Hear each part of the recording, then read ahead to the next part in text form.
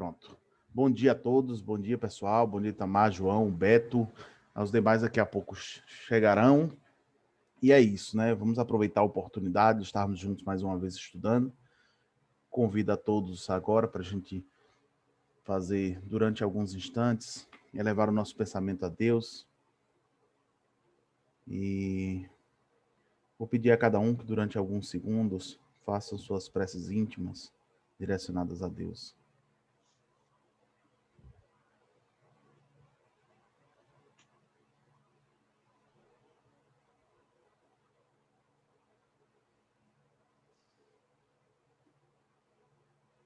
E solicitando a Deus a presença dos nossos anjos guardiões, dos nossos espíritos protetores, que os bons espíritos possam nos auxiliar durante esse estudo. Afasta Deus de nós durante esses momentos, os maus espíritos, para que ainda na nossa inferioridade possamos compreender ou não esses escritos limitados apenas por nós e não por influências exteriores. Agradeço assim a presença de todos, que seja uma ótima manhã para todos nós, que assim seja. Bom dia, pessoal, bom dia a todos mais uma vez. Hoje nós estudaremos o mês de março de 1860, né, a terceira edição do ano de 1860. Teremos como apresentadores hoje o Fred, o Wilson e o Beto, né? Beto, você seria o último por ordem. O Fred chegou agora, o Fred será o primeiro. Pronto. E por motivos definidos antes, né, pela quantidade de páginas que cada texto tem, Fred terá 10 minutos, o Wilson 10 minutos e o Beto 15 minutos para fazer a apresentação, certo? Fred está conectando o áudio aqui, conectou. Bom dia, Fred, me ouve?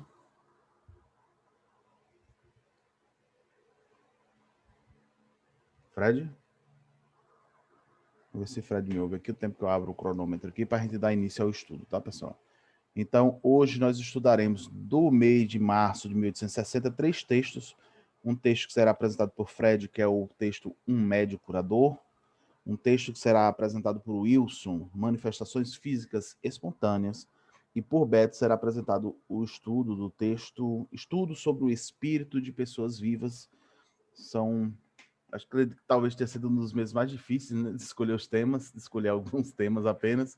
Mas é isso, gente. Fica o convite a quem não está nos acompanhando depois, para que faça o estudo da edição inteira, sempre, né? Até para contextualizar os pensamentos. Fred, você me ouve, Fred? Beto, a gente pode começar com você por questão de tempo. A gente já perdeu 2 minutos aqui, o Fred não está dando retorno. A Oi, gente pode Anderson, iniciar. bom dia. Bom dia, Tô Fred. tô ajeitando aqui, mas já vou começar, viu? Pronto, beleza. Já Porque tô já passou. entrando já. Pronto. Bom dia, Wilson. Beto, de qualquer forma, a gente pode iniciar com você, Beto? Pode ser o Porque. mesmo. Pode ser o mesmo. Já tô conectado aqui já. Viu? Deixa Beleza. eu abrir a câmera aqui. Beleza. Fred, pessoal, vai apresentar para a gente, como eu disse, o texto Um Médio Curador, certo? 10 minutos, Fred, para suas explanações. Vamos lá. Esse mês, como você disse, são textos bastante interessantes, né? Tem o Pré-Damita, que é um texto bem interessante mesmo. Eu recomendo a leitura de todos o estudo. Muito interessante aquele texto. E complementa muita coisa que está escrito na Gênesis. Esse texto médio curador, apesar de não ser muito a minha praia, né? Minha experiência mediúnica em vida passada foi um pouco desastrosa. Meio complicado, um dia eu conto para vocês. Mas ele fala basicamente a respeito de um médium curador, né? Não se reporta a todos, mas de uma médium que nos faz relembrar o artigo do mês passado sobre médiuns especiais, onde ela tem essas características, né, de diversos tipos de características de mediunidade nessa jovem senhora, né, chamada de Zerrier, algo assim, né, Godu. E aí o texto quase todo, praticamente todo é a respeito dela, né? E vai se dizer que há cerca de 8 anos, né, essa médium, essa senhorita de apenas 25 anos de idade, à época, ela já tinha passado por todas as fases de mediunidade, né? Efeito físico, vidência, audiência, né? Psicografia, psicofonia, né? Até depois desse período todo, ela concentrar o foco da sua atividade mediúnica na cura de doentes, sob recomendação do seu espírito protetor, né? Seu guia. Aí o texto dá continuidade, baseado no testemunho do senhor Pierre, que era professor em Lorient, lá na França, onde ele vai dizer, mais ou menos em detalhes, quem era essa médium e como era que ela reagia, né? Como é que ela fazia o trabalho mediúnico. Ele disse que ela tinha apenas 25 anos, né? Pertencia a uma família distinta, respeitada lá da cidade.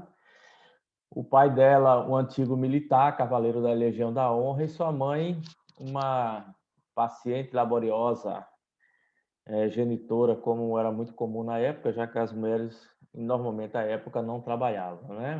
Cuidavam dos afazeres domésticos da família. Ele comenta aqui, mais ou menos, rapidamente, o que a família fazia em termos de auxílio ao próximo, né?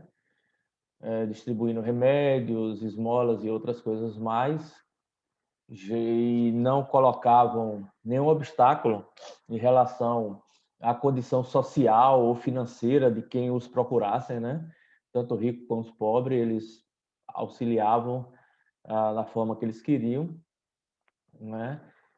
Na forma que era possível a eles, né?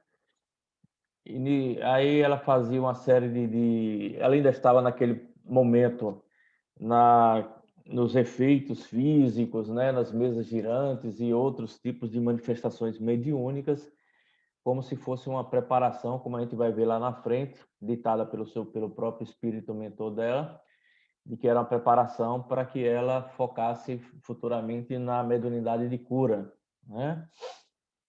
O professor Pierre fala que, mesmo assim, apesar de todo o auxílio que ela promovia aos outros, ela também não escapou da maledicência, não escapou dos comentários maldosos e uma série de outras acusações fizeram parte também da trajetória dela naquele momento. Ele fala até que o próprio Cristo foi escarnecido, embora só fizesse e ensinasse o bem, né?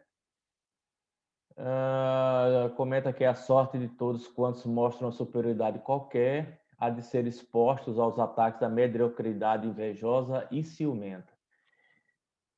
Situações essas que não dizem respeito apenas à época, né, que nós estamos estudando, mas de todo sempre, né?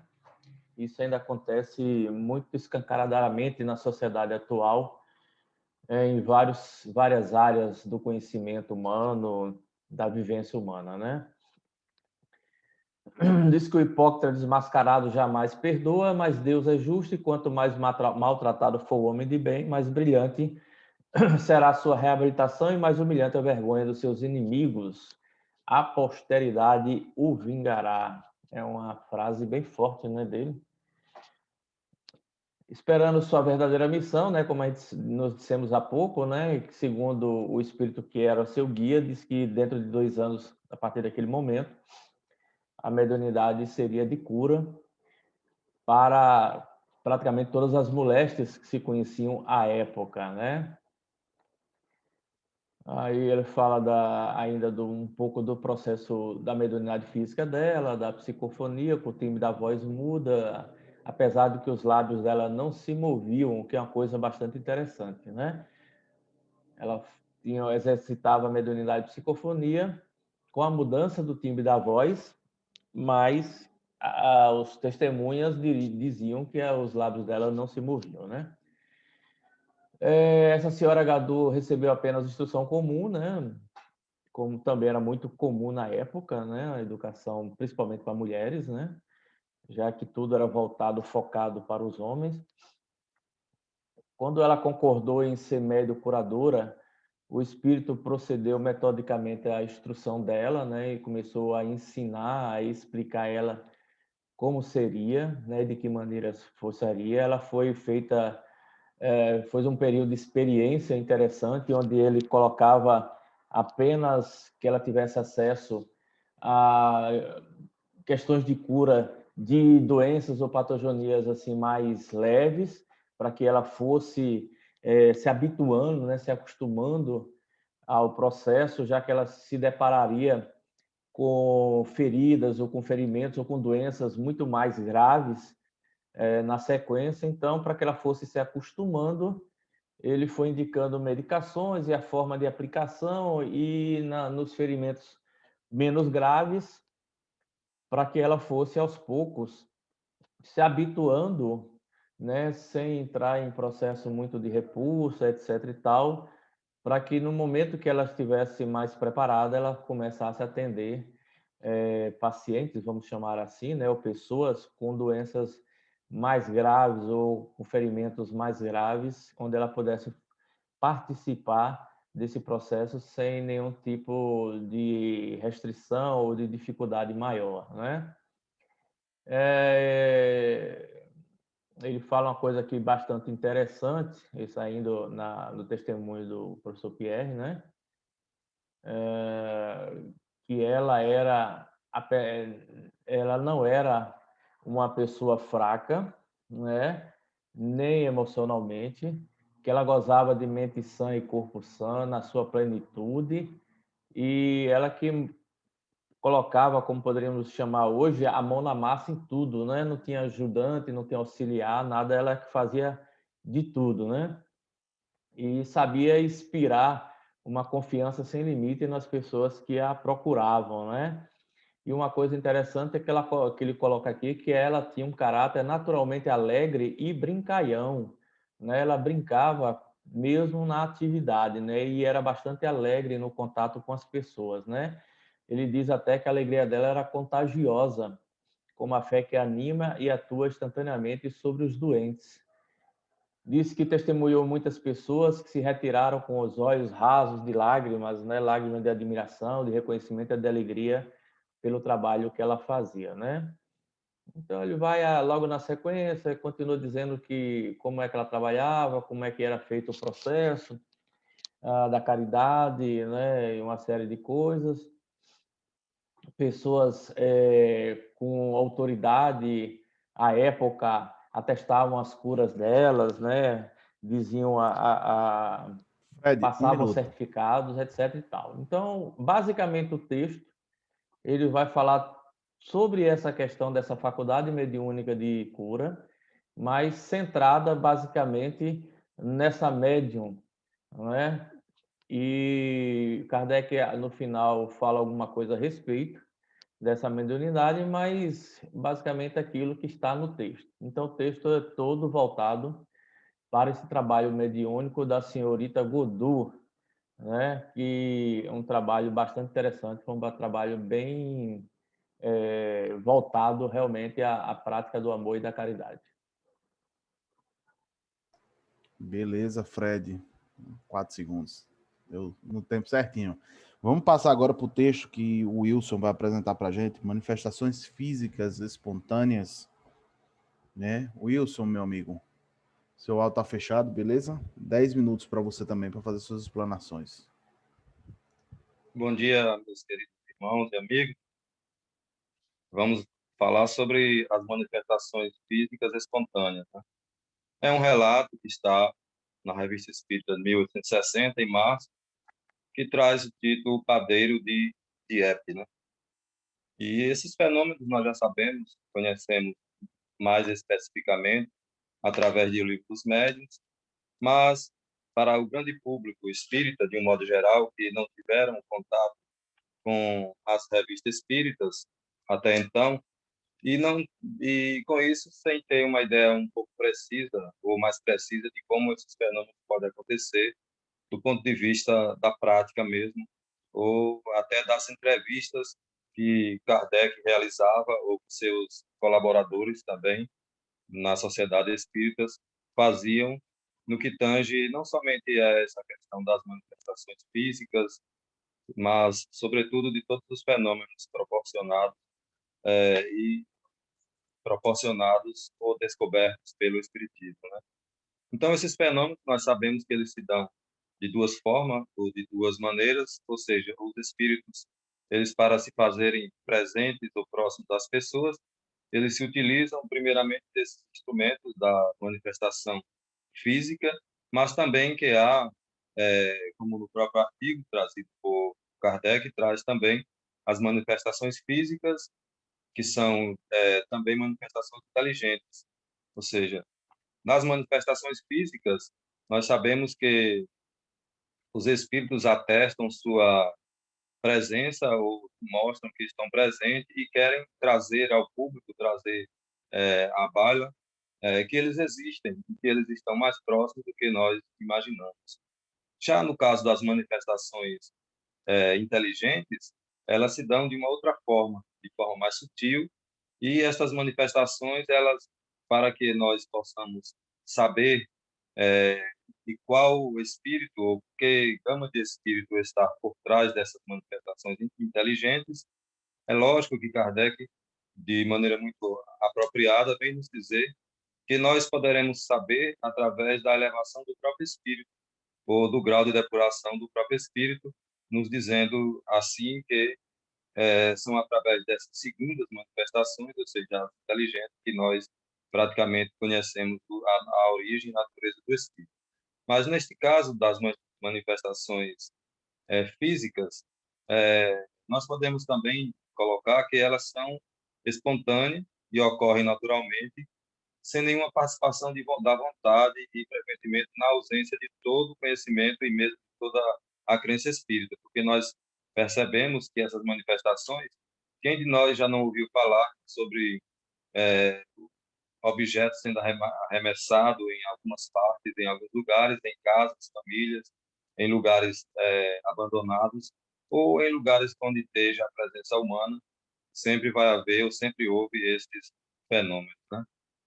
Então, não é necessário, entretanto, como já dissemos, está aqui, né, apressar-se em atribuir aos espíritos tudo o que é insólito ou tudo o que é desconhecido, né? Aquilo que não se compreende. Porque, neste caso das manifestações, nós vamos ver mais abaixo, no artigo lá que foi colocado, o parecer do jornal, onde ele vem nos trazer esse parecer, nos dizendo, do ponto de vista mais da vaga compreensão do que da própria ciência espírita, né? Então, não é necessário, entretanto, como já dissemos, apressar-se em atribuir aos espíritos tudo o que é insólito, tudo que é desconhecido e tudo aquilo que não se compreende, que não se compreende. E nessas condições, raciocinamos segundo o axioma que de todo efeito tem uma causa e que todo efeito inteligente deve ter uma causa inteligente. Então, nesta colocação, a gente já conhece essa frase de antes, lá do Livro dos Espíritos. Então, apenas para explicar, né, se as manifestações físicas são efeitos ou são provocadas, e nós sabemos que essas provocações se dão por conta de que algumas pessoas que são relativamente médias, digamos assim, ajudam ou corroboram para que esse fenômeno aconteça. Então, se esta causa é inteligente, então o fenômeno que se dá, certamente ele vai ser carreado por um processo de racionalização. Mas quando a causa é eminentemente material, o que se dá esses arremessos de dar dois arremessos da matéria, da própria matéria, né? E como o vosso pensamento, vejam bem essa frase aqui, ó. Como o vosso pensamento, que é imaterial, faz mover à vontade vosso corpo, que é material. Então, vejamos sobre isso, né? Nosso pensamento move o nosso corpo, porque nós, desde pequeno, quando a gente começa a raciocinar, a gente sabe que nós somos movidos pelo nosso próprio pensamento. Quem movimenta o nosso corpo é o nosso eu espírito. Então, como é que um pensamento movimenta o corpo e não acreditamos que esse próprio ser espiritual possa movimentar esses objetos de certa forma, né? Quanto tempo temos ainda, tenho ainda, Anderson? 4 minutos. Então, nós temos também aqui, na Revista Espírita de 1858, onde também fala sobre essas manifestações, e na Revista Espírita de junho de 1858 também, onde nós já estudamos antes, né? Onde diz: as manifestações que buscais não se acham no número das que mais agradam aos espíritos sérios e elevados. Não obstante, concordamos que tem sua utilidade, porque talvez mais que qualquer outra, podem servir para convencer os homens de hoje. Num recanto da cidade, acha-se uma casa habitada por uma família alemã. Nela se ouvem ruídos estranhos enquanto certos objetos são deslocados. E aí nós, vendo à frente aqui, e a gente sabe que esse artigo foi colocado justamente por conta daquela situação do que aconteceu lá na casa do padeiro, onde os objetos foram arremessados, a massa se misturou com outros objetos, com os pesos, com os objetos lá pertinentes à sua fábrica de seus pães.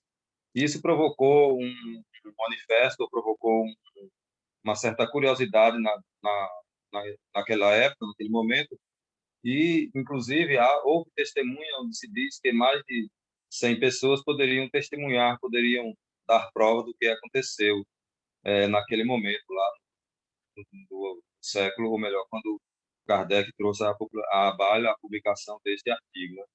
E essas manifestações, elas não ficam isoladas, elas ainda acontecem em menos frequência nos dias atuais, mas elas estão em um menor número de acontecimentos, mas estão sempre em alguma parte onde se precisa que aconteça para levar ao público a presença dos espíritos, que os espíritos existem, e para trazer, de certa forma, algum objetivo mais imediato, que seria mais tarde a compreensão das manifestações físicas inteligentes ou a presença do próprio espírito, onde muitos de nós ainda negam peremptoriamente. E nós encontramos também essas referências em o próprio Livro dos Médiuns, onde fala sobre o mundo espírita, o mundo dos espíritos, no capítulo 1 do Livro dos Espíritos. Lá no Livro dos Médiuns, a gente vai encontrar, no Livro dos Médiuns, na segunda parte das manifestações espíritas, onde fala sobre as teorias das manifestações espíritas, onde diz sobre os movimentos, suspensões, ruídos, aumento e diminuição de peso e dos corpos. E assim, meus caros amigos, encerro por aqui a nossa parte, passando para o nosso companheiro Anderson. Obrigado, Wilson, pela explanação. Eu vou passar agora a bola para o nosso amigo Beto. Beto, o Wilson tinha 10 minutos, utilizou 9. Como seu texto é um pouco maior, eu vou acrescentar esse 1 minuto no seu tempo. Eram 15 minutos, você vai ter 16, beleza? Para poder fazer as suas explanações. Tiver faltando 3 minutos, você me fala. Beleza. Tá certo? Beleza. É um texto bem polêmico, viu? Perdão, Beto, rapidinho. Deixa eu só falar para o pessoal, gente. Ele vai falar sobre o texto do estudo sobre um espírito de pessoas vivas. Valeu. Beleza. Bom, aqui foi uma experiência, né? Que o doutor Vignal, que era titular da sociedade, a gente já estudou aqui. O senhor Rê, que também teve a manifestação mediúnica preparada em vivo em uma sessão. Então, ele também se propôs a fazer. Só logo de cara você vê que na época de Kardec era ciência pura mesmo. Estava fazendo um laboratório, ele não se contentava com um, já evocou outro espírito para ver se fala a mesma coisa, como é. Bem interessante. E a outra coisa que eu percebi também é que sempre, antes de começar algum tipo de sessão, não espontânea, mas preparada, sempre eles comunicavam e pediam para os mentores. Isso é bom para a gente, porque a gente quer fazer muita coisa na casa espírita, sem consulta, sem nada. Tem casa espírita aí que não consulta nada a ninguém, quer fazer trabalhos que, às vezes, nem tem condição, não é? Que fique bem claro para isso, para nós. Eu separei algumas perguntas dele aqui. A pergunta 4 diz assim, vede-nos tão claramente quando em pessoa assistir às vossas sessões, ele diz mais claramente. Você vê que a gente tocou no assunto da semana passada sobre isso. O espírito, mesmo encarnado, quando ele está mais liberto, ele tem mais percepção, e realmente tem, ele diz assim, ó, mais claramente.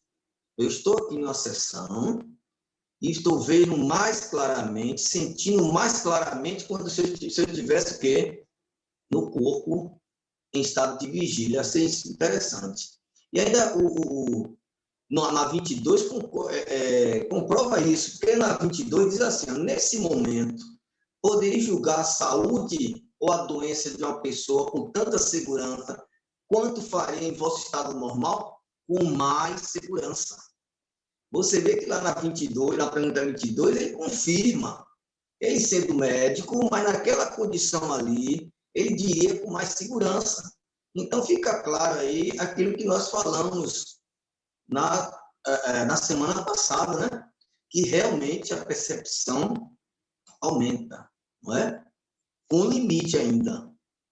Com limites, porque estamos ainda ligados ao corpo, né? E Kardec ainda pergunta de novo, poderias dar uma consulta se alguém pedisse? Poderia, mas não desejo fazer. Aí já é a visão do espírito, né? Olha como está ligado ao corpo, porque ele diz assim, poderia fazer, mas concorrência com o sonâmbulo, o espírito benfeitor, é bom não fazer. Você vê que ele já está, ele ainda mesmo lá no mundo espiritual, ligado ao corpo, ele tem as percepções ainda do mundo material. Depois a pergunta você diz assim, para vir do lugar que você estava, tivesse consciência do espaço transposto, viste o caminho que percorreste, não mais que o carro que me trouxe. Olha que interessante. Não tem negócio de volitação, não tem nada. O carro, ele entrou no carro, o carro veio, trouxe ele, não é? Lá na senhora Indermuth, né? Deve ser esse nome aí, não sei como é. Ela disse que também veio. Só que ela veio de um país para o outro, da Suíça para a Alemanha, rapaz, ou para a França. É um negócio assim interessante. E ela diz que não veio na viatura, mas viu algumas coisas nas paisagens. Então, no mundo espiritual deve ter vários tipos de transportes, né? A depender de todas as circunstâncias. Eu achei isso aí interessante. O estado, na pergunta 24, o estado em que agora vos encontrais é idêntico àquele que estaria depois da morte? Não. Tereis certas percepções muito mais precisas, melhor dizendo, e não esqueçais que ainda me encontro ligado ao quê? À matéria. Veja que coisa interessante, né? Ele vai falar aí também do cordão luminoso que liga ele ao corpo, que diferencia dele e dos espíritos. Então, ele diz que está ligado ainda à matéria, por isso que não tem a percepção que vai ter depois da morte. Lembrando, né, que a diferença nossa, em definitivo, para depois da morte, é quando a ligação das células que liga ao corpo físico, ao perispírito, estiver totalmente desligado. Então, cada dia que a gente dorme, cada dia que a gente vai, a gente tem um ensaio para a morte, né? Tomara que a gente esteja no lugar bom na hora de dormir. Mas essa percepção é um ensaio. Então, eu achei isso aqui interessante também. No 8º, ele diz assim, ó, como constatar vossa individualidade aqui presente, como os outros? Aí aquela observação do perispírito. Eu achei interessante que Kardec forçou, viu? Para saber, não, mas eu quero saber de forma mais precisa. Ele falou, rapaz, eu vou repetir aqui o que a gente já repetiu, que a individualidade dos espíritos é através do perispírito. Eu acho que Kardec queria tirar alguma coisa, procurar saber se ele realmente ali, naquele momento, tinha uma visão, foi um pouco mais ampla, mas ele foi limitado nesse momento. Mesmo ele dizendo que tinha uma percepção maior, melhor, mais clara, ele se limitou. Eu não vou aqui repetir aquilo que a gente falou. Aí Kardec disse assim, então você concorda? Ele disse, claro que eu concordo. Então, é uma coisa assim que a gente tem que ver mesmo. O espírito, tendo maior percepção, também tem limite em suas percepções, né? Porque a influência ainda da matéria. Talvez ali, se ele tivesse totalmente ligado, ele teria uma visão até melhor sobre como tem os espíritos superiores, quando dá esse tipo de resposta da individualidade do perispírito, explica com maior ciência, né? Então, mas ele encarnado realmente tem uma ligação melhor. Depois, na pergunta 3, diz assim: como se estabelece a relação entre vosso corpo, que está lá no local que você estava, e vosso espírito, que se encontra aqui? Como já disse, por um cordão fluido. Olha a coisa interessante. Você chega no livro dos médios, fala desse cordão luminoso, mas não é a percepção de todos. Porque quando você vai, ele faz a evocação aqui de um espírito que a gente estudou a semana passada, que foi aquela discussão que São Luís disse que era um espírito perverso, não sei o quê, não é? Da pior espécie. Ele é evocado num outro médium. Ele estava assistindo a sessão, estava servindo para ele. E quando chega para ele, ele tem outra visão. Ele diz assim, ó: eu conheço pelo cordão fluídico que está ligado naqueles corpos encarnados. Só que essa pessoa diz assim, não. E a senhora também, que é evocado também encarnada, ela tem uma visão, aliás, não foi ela não, um amigo do Dr. Vidigal. Ele diz assim, não, é porque os corpos aqui são mais transparentes. Olha que coisa, ele tem a visão que está ligada por um fio, cordão fluídico que ele fala, que a gente tanto fala da casa espírita. Mas lá, os espíritos que estão lá, eles reconhecem, alguns dizem que o corpo é mais transparente, o de encarnado é mais compacto. Então, não é uma visão somente comum, geral, de que é ligado por cordão fluídico. Eles lá reconhecem também pela textura, pela solidez. Eu achei isso aí interessante para a gente não ficar pensando que a percepção para separar se encarnado e descarnado apenas por esse cordão fluídico. Tá certo? No 14 diz assim, ó. Deixa eu ver. O estado que agora contras é idêntico que não, deixa eu ver. Querer escrever melhor possível, a fim de que possamos compreender a maneira que vedes a vós mesmo, a abstração feita do vosso corpo, Kardec insistiu. É bem fácil. Vejo-me em vigília, ou antes.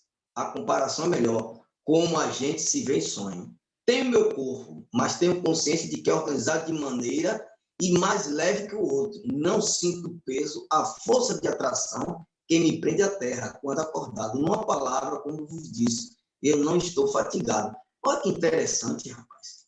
A influência do organismo que traz para o espírito quando ele está em estado de vigília, né?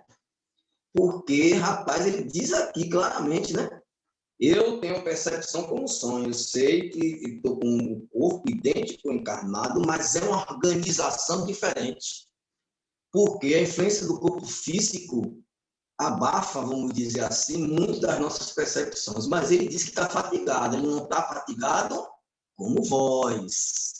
É um espírito ainda igual a gente, né? Ligado ainda à matéria, ele sente a fadiga. Depois ele vem falando sobre a visão do espírito, né? E a luminosidade. A luz que vos apresenta com a mesma coloração que no estado normal, não ela acrescenta uma luminosidade inacessível aos vossos sentidos grosseiros. Entretanto, não infirais que a sensação produzida pelas cores sobre o nervo óptico seja diferente para mim. O que é vermelho. E assim por diante. Apenas os objetos que eu não via em vigília, em razão da obscuridade, são luminosos e perceptíveis para mim. Assim, a obscuridade não existe absolutamente pelo espírito. embora ele possa estabelecer a diferença, que para vós é claro que não é. Então, até na visão mesmo, não é só percepção, não. A visão também melhora completamente. Ele diz que corpos que ele estaria encarnado não teria condições pela óptica, pela influência do corpo físico, de observar. Mas no plano espiritual, ele observa com mais claridade e ele diz que os objetos têm luminosidades que a gente não vê. Aí eu estava pensando, né? Que a gente fala tanto que, a depender do que a gente faça, nosso pensamento, nós transmitimos fluido para esses objetos, e esses objetos ficam impregnados dos nossos sentimentos. Então, muita coisa aí pode estar concordando quando ele diz essa luminosidade, pode não ser somente do objeto, mas pode ser no ambiente que ele está, que possa estar representando os nossos sentimentos, os nossos pensamentos, sendo ali impregnado. Vossa visão é indefinida ou limitada ao objeto ao qual prestais atenção? Pergunta 16. Nem uma coisa nem outra. Não é infinita, ele não pode ver tudo, mas não é tão limitada. É um pouco, por ele estar ali fora do corpo, não tão limitada como estava no corpo pelos nossos 5 sentidos, no caso, a visão. Ele diz assim, não sei absolutamente o que ele pode experimentar como modificações para o espírito totalmente desprendido, mas para mim, sei que os objetos materiais são perceptíveis no seu interior, que minha vista os atravessa. Contudo, não poderia ver por toda a parte minha distância. Então, tem um limite. Apesar de ele ver através dos corpos, tem um limite, porque vai dar, pelo meu entender, vai dar a evolução espiritual de cada um. A sua percepção aumenta, não é? E eu tive uma experiência também, eu estava no trabalho mediúnico, olha como é a coisa. E teve uma sessão mediúnica que eu saí do corpo e me vi na sessão mediúnica. Eu me vi na sessão mediúnica. Também foi a única vez. Interessante que eu estava do outro lado da mesa e meu corpo estava do outro lado. Eu, naquela antes de retornar ao corpo, medo. Eu nunca tinha visto aquela experiência. Eu fiz a volta à mesa para ir perto do meu corpo. E teve um espírito que deu risada. Eu achei interessante aquilo, porque eu, como espírito, poderia atravessar aquela mesa, como ele está dizendo aqui. Mas a minha ligação ao corpo físico, que foi o que eu fiz? Rodeei, passei pelos médiums ali e fiz o contorno. É isso que ele está dizendo aqui.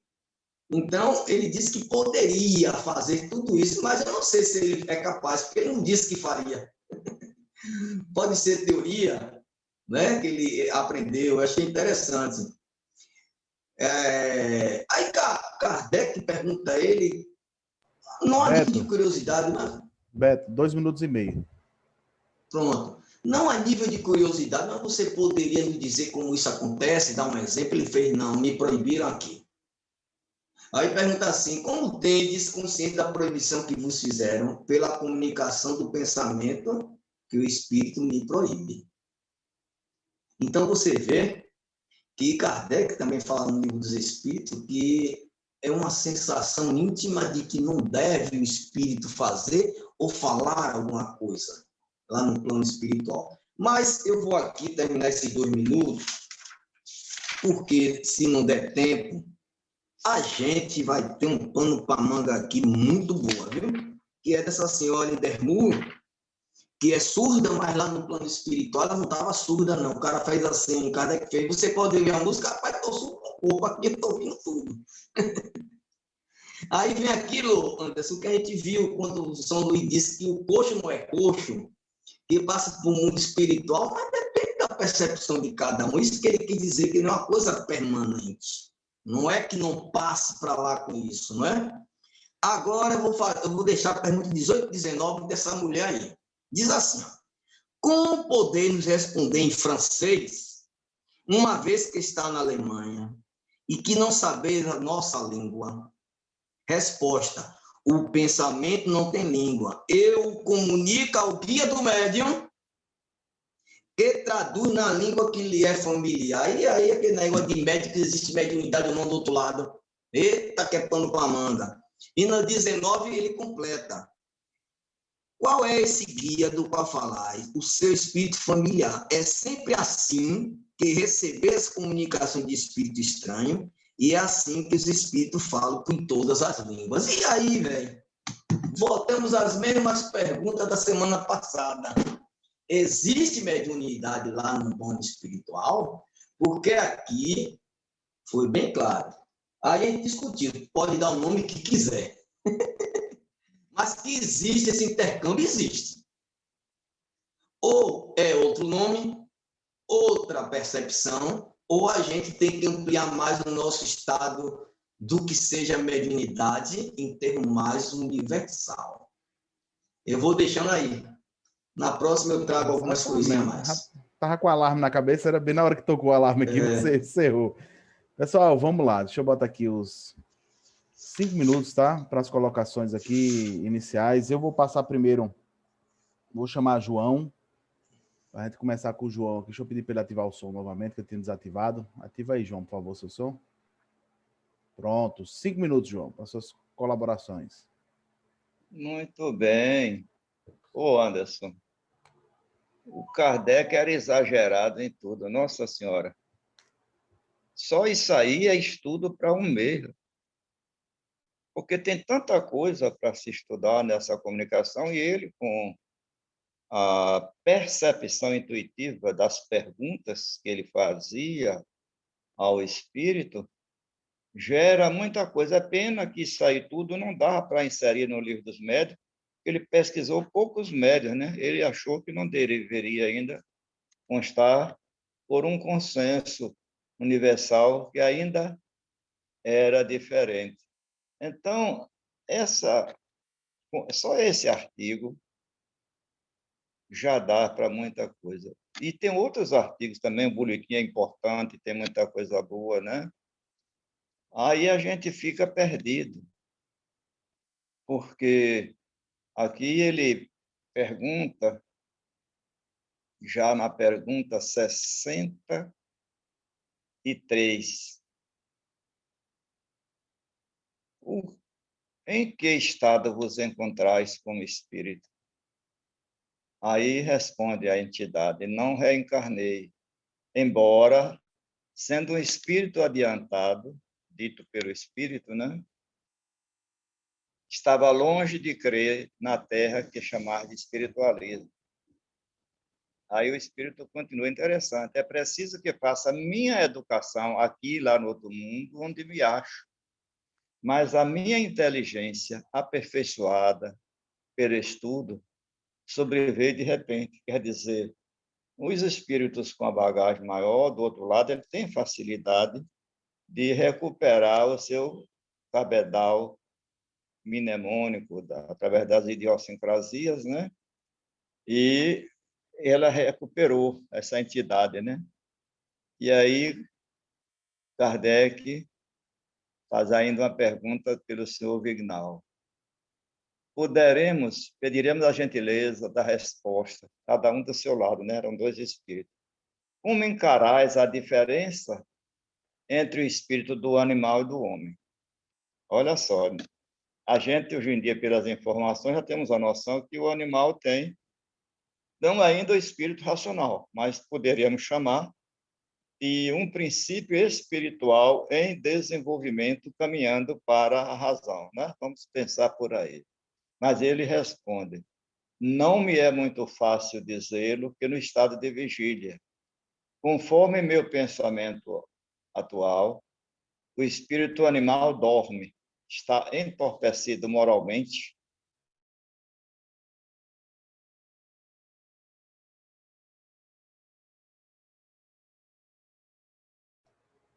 Travou aqui, João, pessoal. Travou para vocês também? Aqui o outro espírito, por vir, dá a resposta. O espírito do homem é chamado a um maior aperfeiçoamento que o dos animais. A diferença é sensível, uma vez que nestes últimos não existe senão em estado de instinto o animal. Olha que tudo estava começando ainda, né? Mais tarde, o instinto pode aperfeiçoar-se. E eu chamo a atenção disso aqui muito, porque no Livro dos Espíritos, Kardec trata do instinto e da inteligência com muitas perguntas e que, às vezes, muitos companheiros têm se confundido nas suas palestras, dizendo que o espírito é uma coisa perversa, aquele negócio tudo. E lá no Livro dos Espíritos foi respondido que o instinto não é mal. A gente costuma dizer instinto mal, instinto criminoso, aquela coisa tudo, instinto de perversidade, quando a frase não é bem colocada.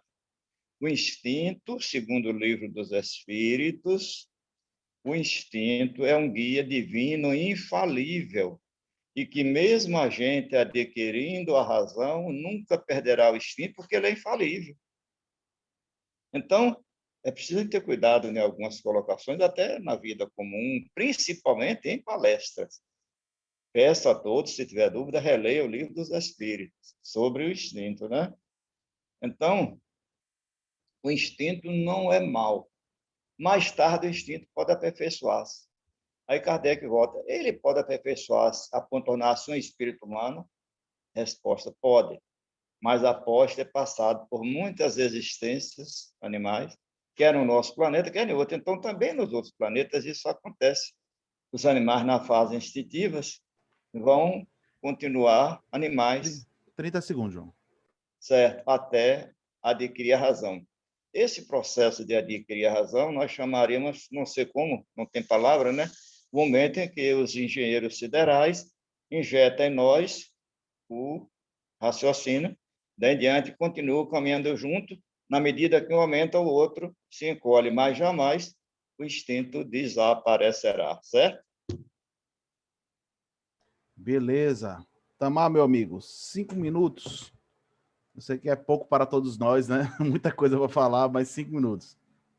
Beleza. A gente já percebe aí o quão importante é esse estudo da Revista Espírita para que a gente possa perceber a elaboração maravilhosa das obras básicas. Veja como realmente foi algo fantástico, né? O laboratório, já citado por Beto, por cada um da gente em vários momentos, o laboratório que foi a Revista Espírita.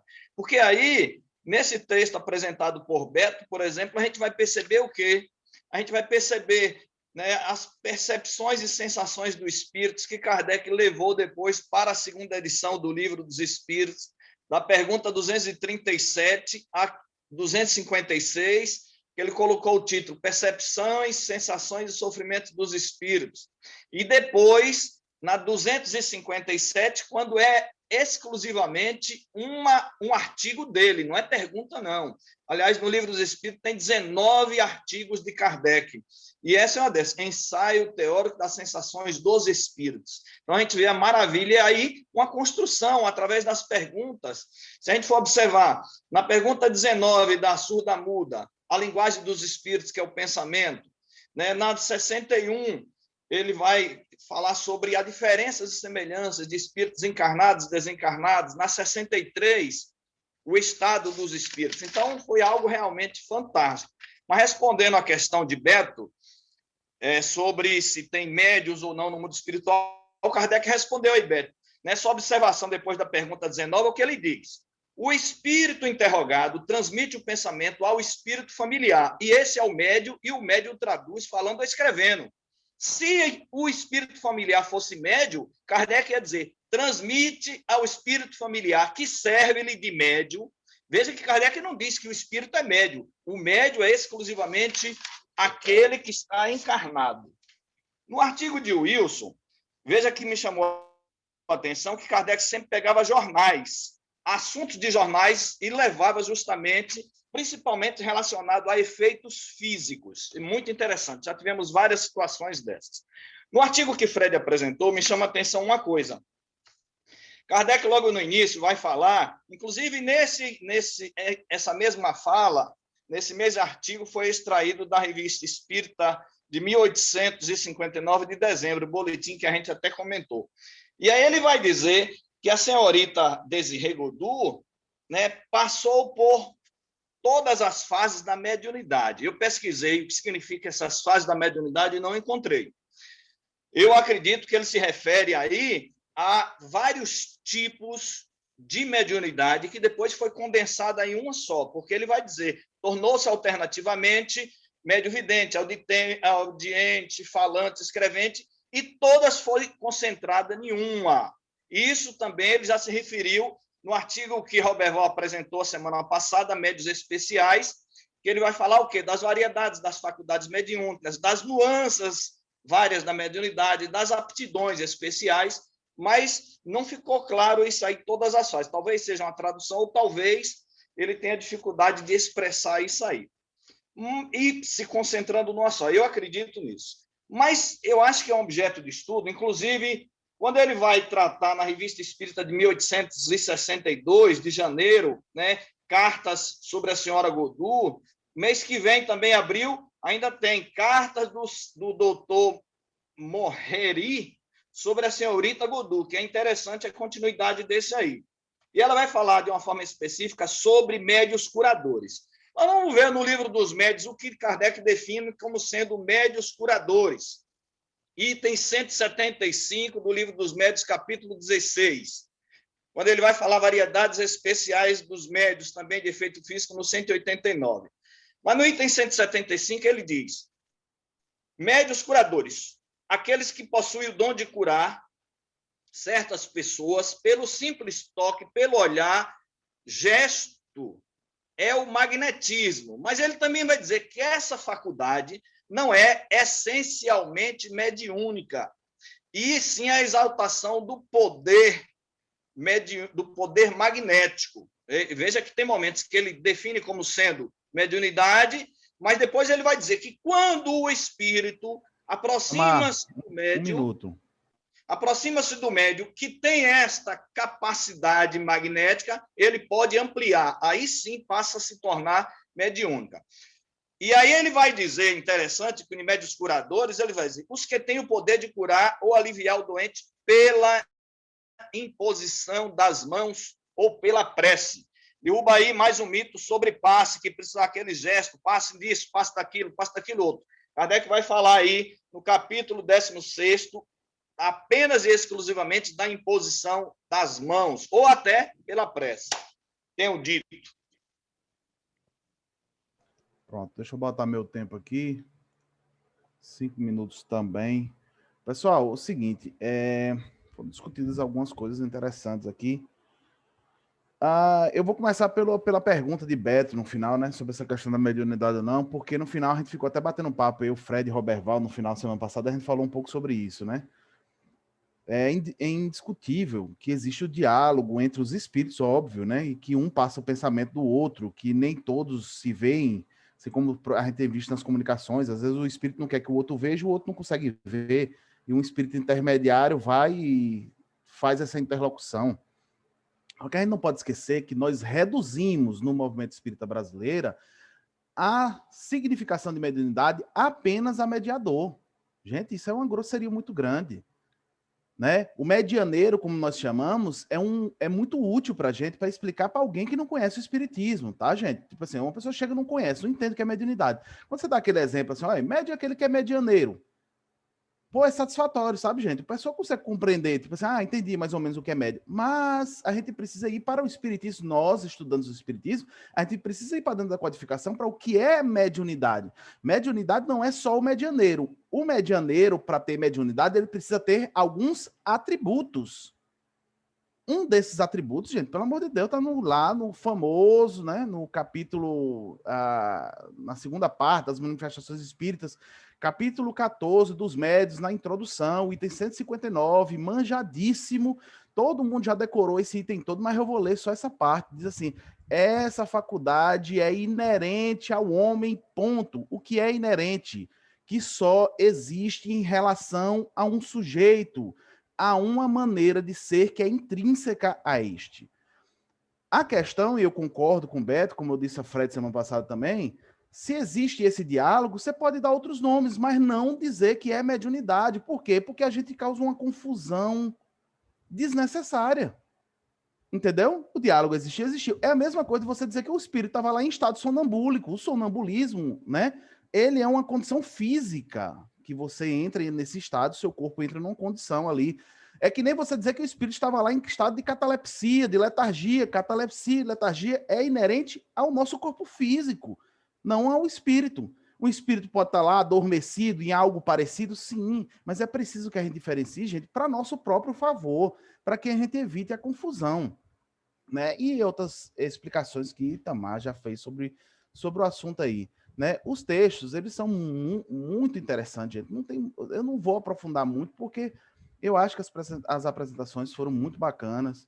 Tem muita coisa interessante que eles nos trazem, né? Muita coisa mesmo. Principalmente nesse último artigo, né? A questão do carro, como o Beto falou, né? É uma coisa que a gente tem que ficar olhando, né? Assim, o carro levou mesmo, ou era o pensamento dele, como ele entendeu, porque a gente vai ver em outras respostas, né? Eles falam assim, tem noção de como veio até aqui, né? Aí eles dizem como geralmente a resposta é assim, foi como um piscar de olhos, né? Não tenho muita percepção de como aconteceu. Na resposta desse espírito mesmo, ele fala, não vi nada, a não ser o carro que me trouxe, né? Ou seja, pode ter sido de fato o carro, ou pode não ter sido. Por quê? Porque tem aquelas coisas que são a percepção do espírito também, de fato, né? A forma que ele entende que chegou lá, né? Porque se esse carro levou, por exemplo, e aí a gente vai para uma outra pergunta que foi feita a ele também, né? Então, se alguém tentasse fazer alguma coisa no seu corpo, como você voltaria ao corpo? Ele fez mais rápido do que a ação, né? Ele chegaria ali mais rápido de volta ao corpo do que alguém fizesse alguma coisa para tirar a vida dele. Isso é uma pergunta meio que recorrente, né? A resposta. E daria tempo do carro pegar e voltar? Ah, mas o espaço-tempo é outro. Verdade também. Então, assim, é bem interessante essa pontuação que Beto faz para que a gente levante, né, as questões e a gente vá vendo a repetição. Agora, tem um ponto interessantíssimo no que Beto falou. Não é a primeira vez que um espírito se refere a algo, vamos dizer assim, simbologicamente material, como o transporte no mundo espiritual. E isso é um indício, um início, pelo menos, de controle universal, né? Lógico, está muito longe de ser um controle? Lógico que está, mas não foi só um espírito que falou isso. Não é verdade, gente? A gente já tem aí 2 ou 3 citações, até agora 60, né? Relatadas na Revista Espírita de situações parecidas. Então, esse é um caminho de observação, mas eu adorei semana passada quando o Fred, Beto e Itamar também concluí no final, e se mais alguém citou isso também, me perdoem, disseram uma coisa, que não é o momento de fechar a questão sobre nada. É o momento de lembrar sempre o propósito desse estudo aqui, é de entender a evolução do pensamento de Kardec. Então é muito importante quando a gente puxa esses detalhes de dentro do texto, né? Para a gente ir observando, porque acabou meu tempo, gente. Como o Itamar disse, só concluindo, né? Esse laboratório, né? A gente olhar, se coloca no lugar de Kardec, né? Ele está em 60 ali. O que existia de obra ali? Ele está em março 60. Até então só existia de obra primeiro livro dos Espíritos, ia sair a segunda edição, né? Agora, sai 1º de abril, ele anunciou no final dessa edição, né? Então, ver como tudo isso era muito novo na mente dele também, né? Se essas dúvidas para a gente que já estudou toda a codificação fica batendo assim, imagine para ele que não tinha escrito ainda, né? Entende, gente? Então, assim, é muito bacana. Parabéns a vocês três, a todos os outros, a João pelos comentários também, a Itamar. E é isso, gente. Vamos continuar no nosso pensamento, porque a gente junto se torna mais forte. Deixa eu devolver a bola aqui agora para a Fred, que foi quem iniciou, né? Fred, 5 minutos para você fazer suas considerações finais.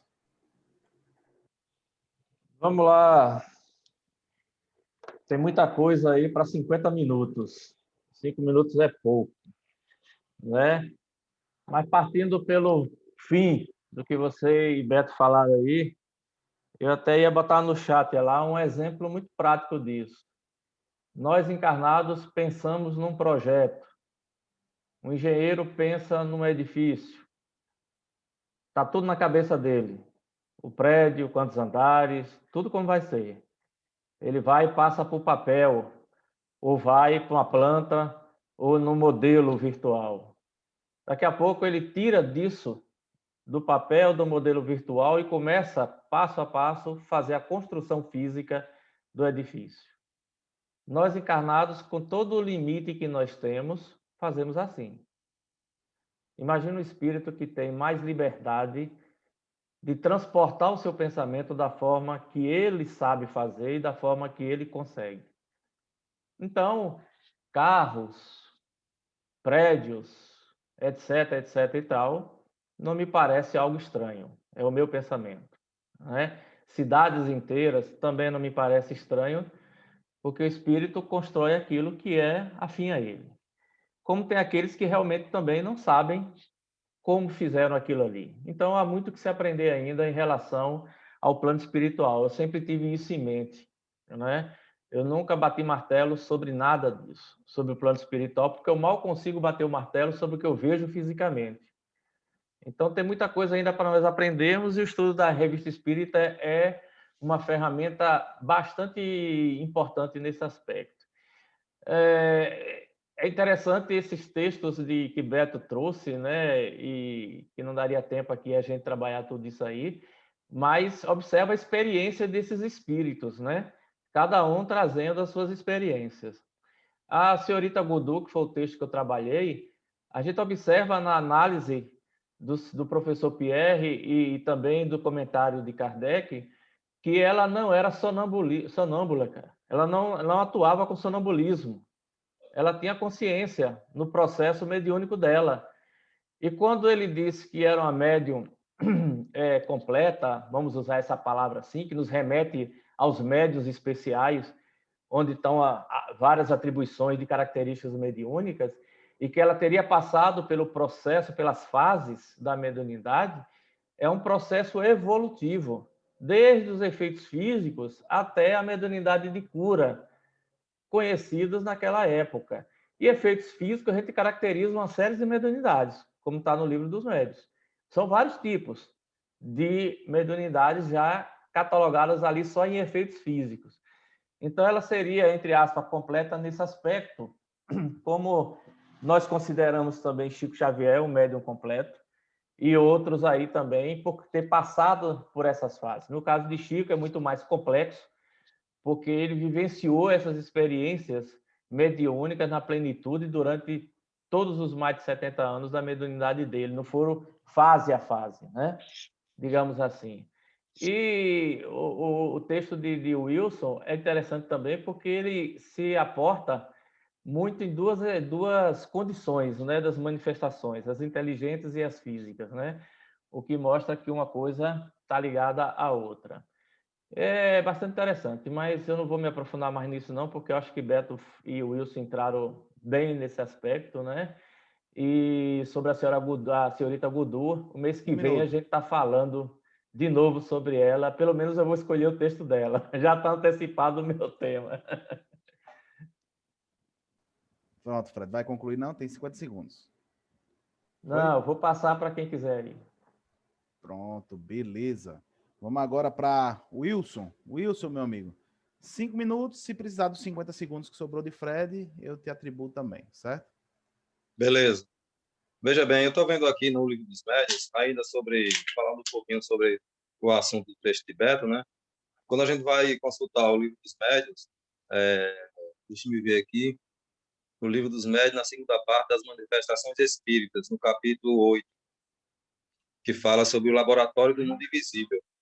E aqui nesse capítulo, que vai falar, ele vem dar uma abordagem sobre o que os espíritos podem criar, o que o pensamento dos espíritos podem criar. E aí fala assim, vestuário dos espíritos, formação espontânea de objetos tangíveis, modificação das propriedades da matéria e, por último, a ação magnética curadora, né? Que é o caso da abordagem sobre aquela médium Desirê Godu, que é médium de cura, né? Então, todos esses tópicos, quando a gente vai estudar cada um, a gente vai perceber que responde, em parte, pelo menos em parte, das nossas indagações com relação a tanto o texto de Beto, como o que Fred também fez a leitura, né? E é interessante que na terceira, na parte que o senhor Dr. Vignal, ele vai, que é membro da sociedade, né? Tem essas questões que Beto fez a leitura, se não me engano, e tem uma questão que eu não lembro se Beto deu, mas é interessante que a gente coloque aqui, né? Só para a minha própria compreensão. Na pergunta 3, diz assim, embora estejais vivo, julgas necessário que a evocação seja feita em nome de Deus? E a resposta é: Deus não existe para os vivos, como para os mortos, né? Então, essa questão aí, eu fiquei um pouco intrigado com ela e vou tentar buscar mais compreensão de que forma ele está colocando isso aí, né? Nessa questão de Beto, que Beto colocou do tema de Beto, né?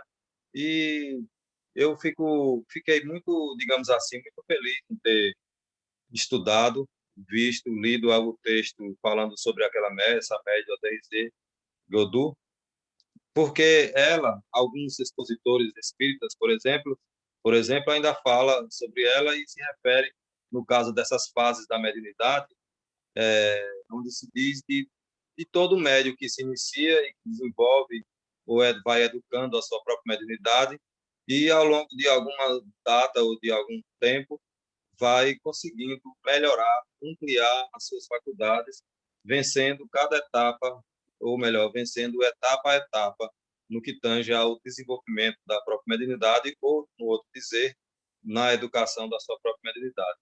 Mas é muito claro, fica muito claro nas entrelinhas, nesse texto da Média de Cura, da Desirê, fica muito claro a sua condição moral, porque não se viu na narrativa nenhum vestígio de orgulho, do egoísmo, que fez com que ela não falhasse na sua encarnação. Há alguns que a comparam também com o Chico Xavier no início do seu messianato, quando portador de uma humildade bastante elevada, que fez com que também o orgulho não subisse à sua cabeça e ele tivesse dado conta da administração do seu próprio trabalho mediúnico. Então, eu acho que é isso que eu teria que falar. Passo a palavra aí para quem mais de direito, né, Anderson? Itamar. Beleza. Bom, sobrou 1 minuto e 5, mais 50 segundos, 2 minutos. Eu vou realocar aqui para as 3 últimas falas, então seriam 5 minutos, eu vou dar 6 minutos a cada um, dá tempo ainda, são 9h37. Gente, hoje sobrou tempo, porque faltou muita gente, né? Acabou ficando só 6 pessoas no estudo hoje, né? E aí acabou sobrando tempo, certo? Então, Itamar, vamos conversar com você, depois eu passo para João, depois eu falo. Ô, Beto, me desculpa. Eita, Beto, me perdoe, por isso que tá sobrando tempo demais, ó. Desculpa, Beto. Me perdoe. Beto, então, corrigindo. São 5 minutos, mas sobrou 1 minuto mais 50. Se você precisar passar dos 5, eu lhe dou mais 1 minuto e 50, tá? Beleza? 5 minutos. Beleza. Respondendo ao Wilson aí, é porque ele ali está condicionado, ele participava dessas reuniões. Então, era um ritual, vamos dizer assim, que Kardec tinha. Então, ele colocou também, só somente isso. Condicionamento, né? Apesar de ele estar ali, mas ele está condicionado ali àquela sessão mediúnica. A outra coisa, eu vou deixar mais coisa para a gente estudar. Kardec diz que a mediunidade é uma predisposição orgânica. Irradica no corpo físico. E aí, vamos estudar, gente. Vamos estudar isso aí. Não é a disposição orgânica, a predisposição orgânica. E outra coisa, nesse acontecimento aí, se a médium, no meu entender, se a médium tivesse uma reencarnação com aquela língua que estava falando na Alemanha lá, ela daria comunicação, no meu entender, sem intermediário do espírito guia. Mas ali é porque ela não tinha essa linguagem familiar e eu preciso traduzir. Mas vamos deixar para lá.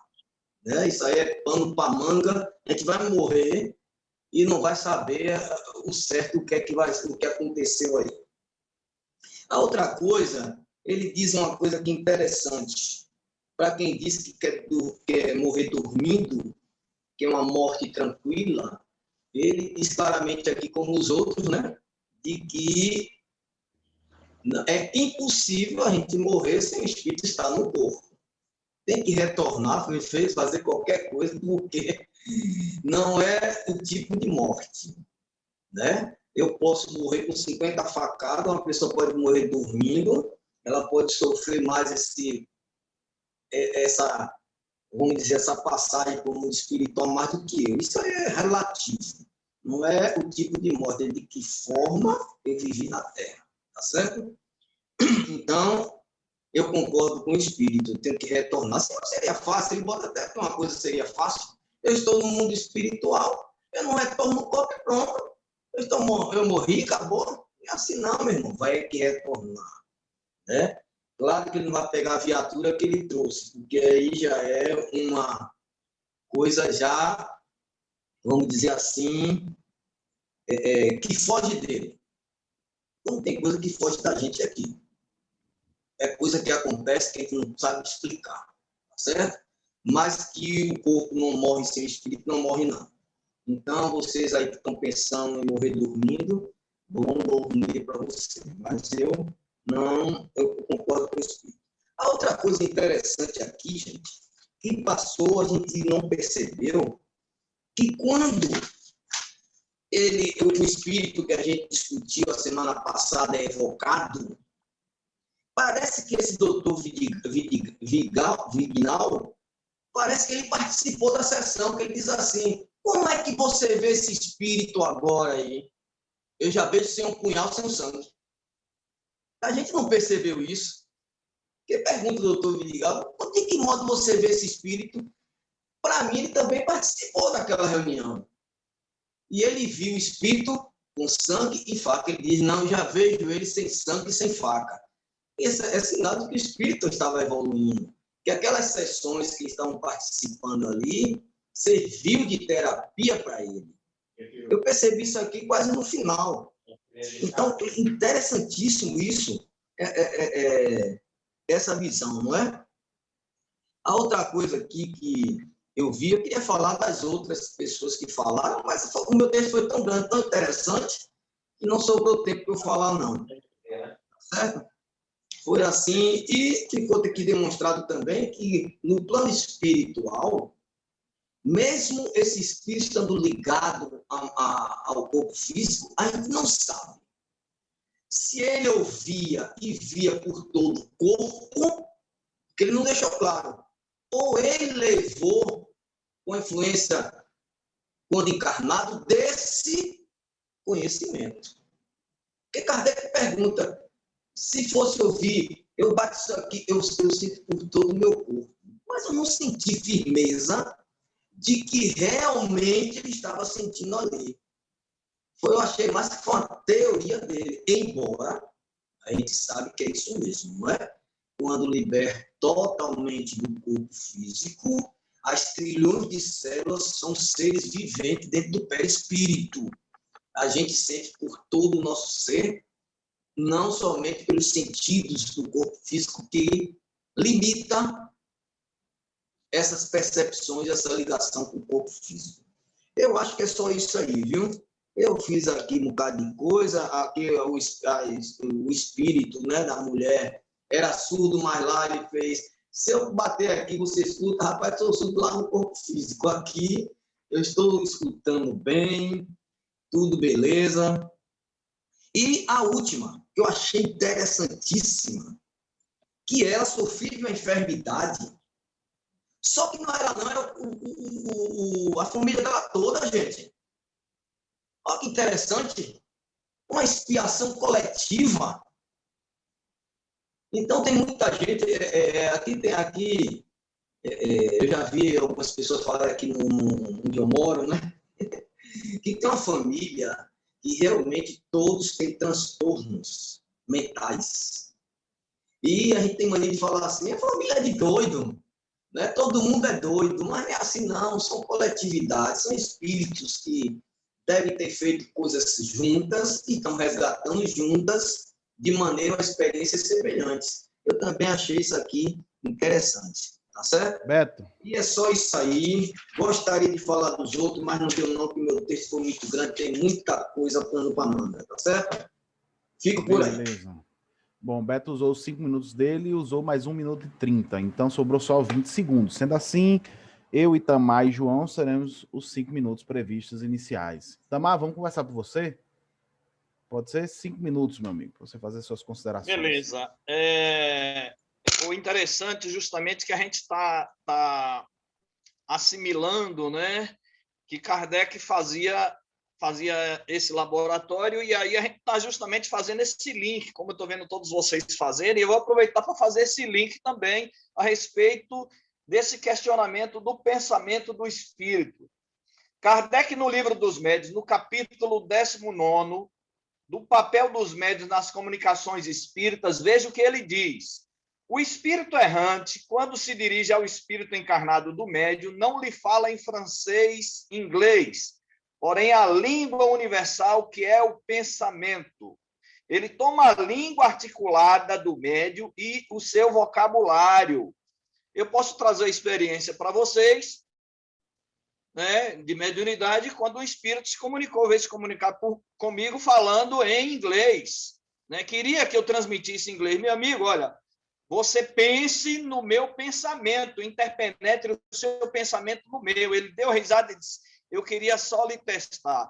É verdade que existe o fenômeno de xenoglossia. Eu tive a oportunidade, acho que o João também, lá em Palmeiras, de conviver com um médico que falava que os espíritos falavam em 3, 4, 5 línguas diferentes. Casos específicos para a comprovação do fenômeno. Mas a linguagem, eu perguntei depois a ela, Ângela, quando o espírito vem falar com você em francês, você entende o que ele está falando? Ela semi-analfabeta.